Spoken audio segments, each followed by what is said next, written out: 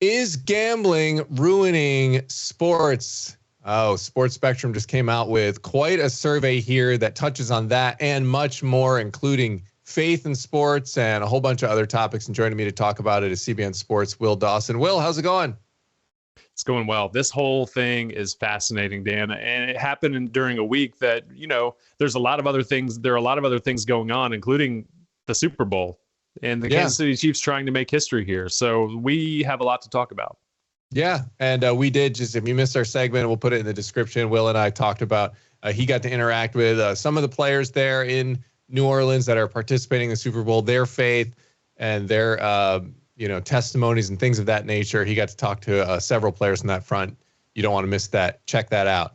But this is interesting, this survey, Will, because, we can start with the gambling aspect of it because it's a relatively new phenomenon here that the sporting world sort of accepted the gambling outfits like DraftKings and FanDuel and all of this. They sort of, for a long time, they had existed for a while. And then they just made the decision, okay, I guess everyone's doing this now, and there can be money to be made from this. If you watch any sports programming, you're almost 99% sure to see an ad for one of these gambling sites. And a lot of it can be, harmless, right? If you're just doing it in extreme moderation or whatever, but there's obvious dangers there. And including with the players themselves that are involved. And that could be, do we have a big problem brewing here? I don't think there's any question we have a big problem brewing. This has been going on. It's nothing new. Gambling and sports has been going on since gambling and sports have been around. And you think back to boxers taking falls, and you think back to the point shaving scandal in the 70s and 80s. And now with all of the states that have legalized sports gambling, 38 of the 50 states plus Washington, D.C. have laws that allow sports gambling. And so I think this is something that we personally, I can speak for myself. I thought that probably fans had a more negative view of sports gambling than they actually do. And now the question is that because it's legal now? Or is it just something that as fans of the sport that you're just okay with? And the downfall is that you run into problems with legalized gambling, that you have athletes that are now at least, they've always been involved, but now we're seeing it come out more and more, and maybe even part of larger gambling rings. And before we get to some of those examples, what does this survey show as far as fan perception? What are the numbers on this? What are we seeing? Yeah, you see a positive view of what's going on in sports gambling. So 17% very positive view, 25% somewhat positive. That's 42% of the population that at least has a positive view, and then 35% they could care one way or the other. So yeah, only 22% negative. Yeah, only 22% negative or somewhat negative, and that's really kind of shocking, Will, because you're right. Maybe it's because so many of them are participating in it. If you look deeper down in those numbers, though, like still, even though there is a significant number of people who do use these apps. Still, like, I think it was 44% have never engaged in it at all. So, it's like 50-50 almost. You're kind of in that range where half the people are doing it, half the people aren't. But you look at some even recent examples. We talked about Terry Rozier last time. He's a Miami Heat guard who's under federal investigation now for possibly altering his performance on the court. We'll see how that one turns out. He's not been formally charged yet. Just want to say that's just an investigation that's happening right now. Jonte Porter was a former Toronto Raptors player, permanently banned from the NBA after admitting to manipulating his performance for gambling purposes.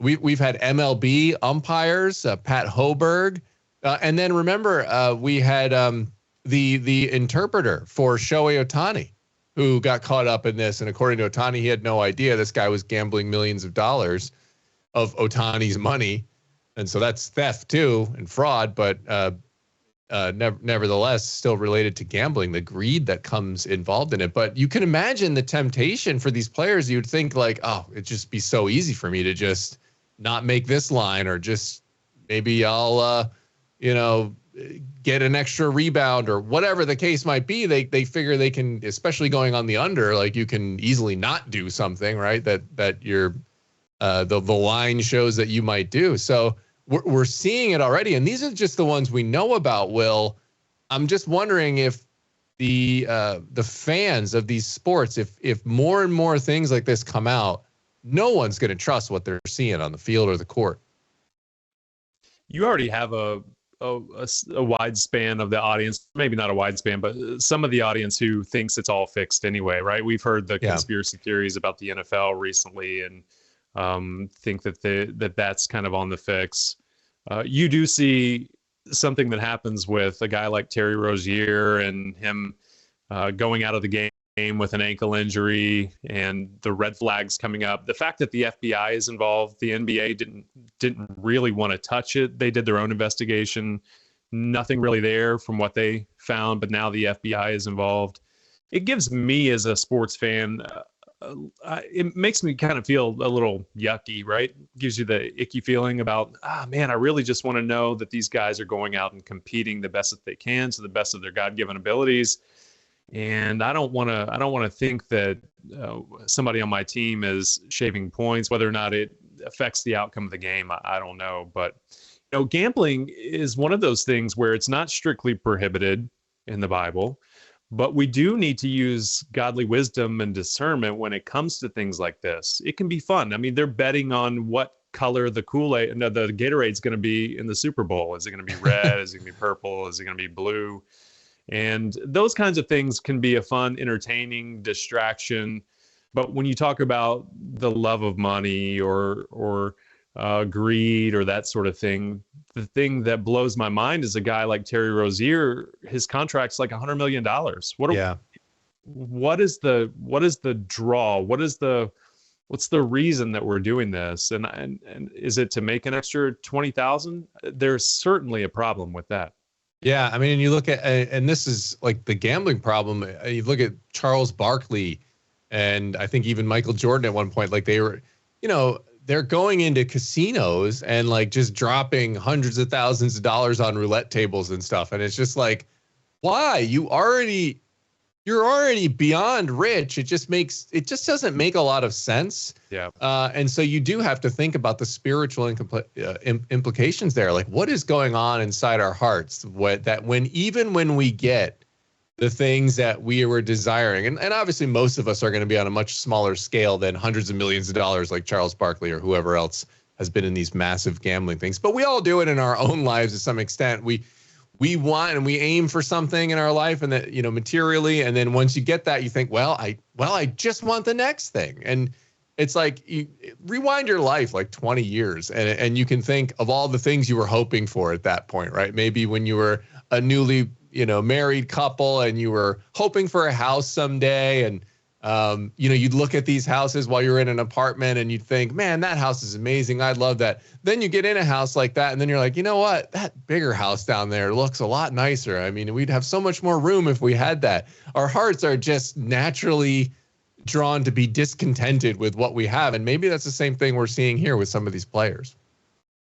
I think that's good. I think that's wise and something that we should always be keeping in our mind. And that's what the Bible instructs us to do, is to be constantly aware of the sin that resides in each one of us.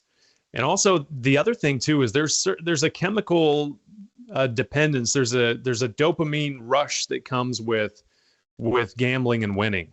And we can't discount that. It's not to excuse the behavior, but those gambling websites, anytime you hear an advertisement at the very end, they'll say, do you have a gambling problem? And then in really quick, kind of like the small words at the bottom of the screen, you're hearing the issues that you could potentially run into with gambling. So it's like a Surgeon General's warning with somebody smoking cigarettes. Look, these things, one or two of these things may not kill you. It's probably not wise to be smoking a cigarette or gambling, but you need to be aware of the long-term damage that it can potentially do to you as a person. And then as a sports fan, watching the games and knowing that it's going on somewhere. And these, I think probably it is a lot more widespread than we could ever imagine.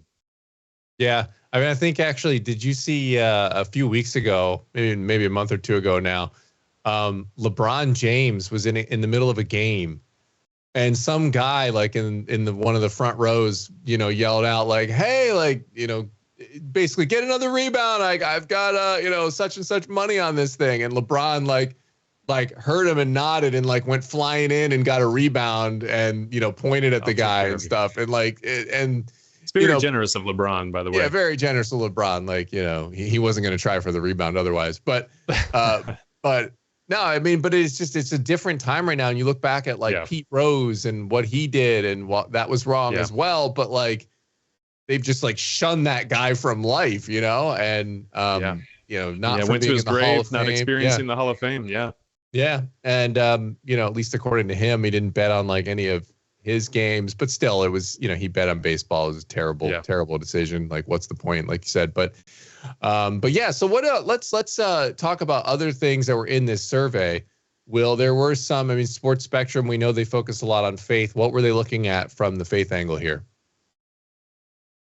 Yeah. Jason Romano over at Sports Spectrum does an amazing job. We got to talk with him down in New Orleans and some of the interviews that they were doing, but we're kind of on the same track here, just trying to give the athletes a platform, which they have a huge platform, but give them a microphone to speak truth about their faith in Christ. And what you're seeing here is that fans approve of that overwhelmingly. They either approve or they're like, whatever, to 90 something percent, and only 11% oppose athletes sharing their faith, which I think is very positive. Yeah, no, that's phenomenal. And, you think it's interesting to me because I would think the opposition would be high. I would expect the approval to be fairly high. Just because there's a lot of Christians in the country, a lot of people of faith in the country.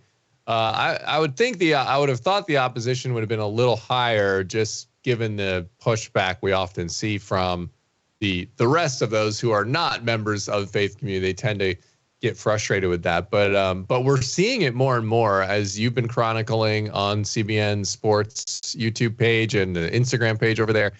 And people are becoming more bold, and even in like college, like you see it coming up the ranks, like Ohio State, having that big revival there. And so we're definitely seeing something happening, God moving in the sports world. And it's been cool to see.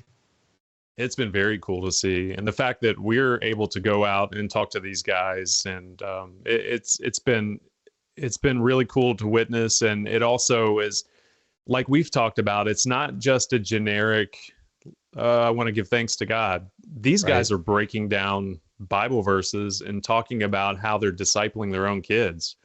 And it's amazing. And you're right. When we talk about the opposition, that 11% opposition, though, they are the noisy minority, aren't they? When you think about the Freedom from Religion Foundation that goes after a guy like Deion Sanders for praying with this team, and saying that the players' constitutional rights, their First Amendment rights, have been violated, when to not allow Deion Sanders to do that in the locker room violates his First Amendment rights. So, I'm always impressed and amazed with guys who are willing to share their faith.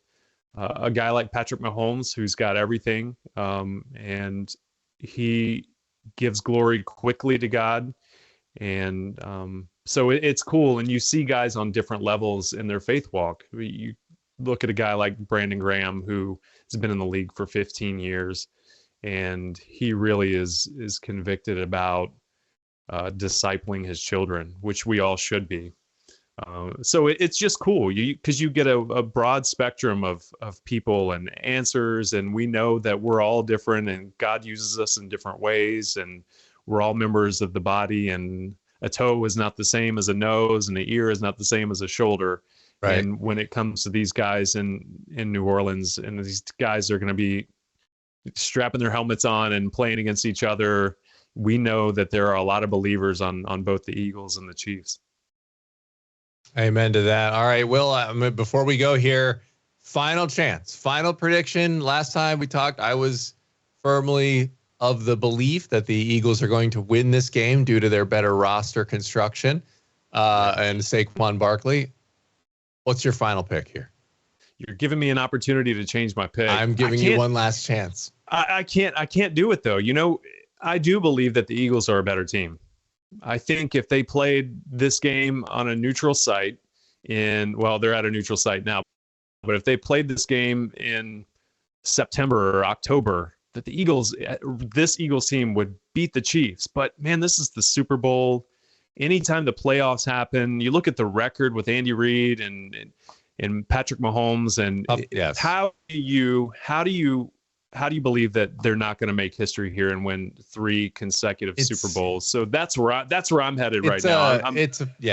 It's a fair position, Will. I mean, to basically be all right until Mahomes shows me otherwise that he's going to lose. You just keep going with Mahomes, right? Like it's just right. It seems to be the way it's going. But Will Dawson, appreciate you being here, and everyone, make sure you check out his work over at CBN Sports YouTube channel and Instagram channel as well. Will, thanks so much.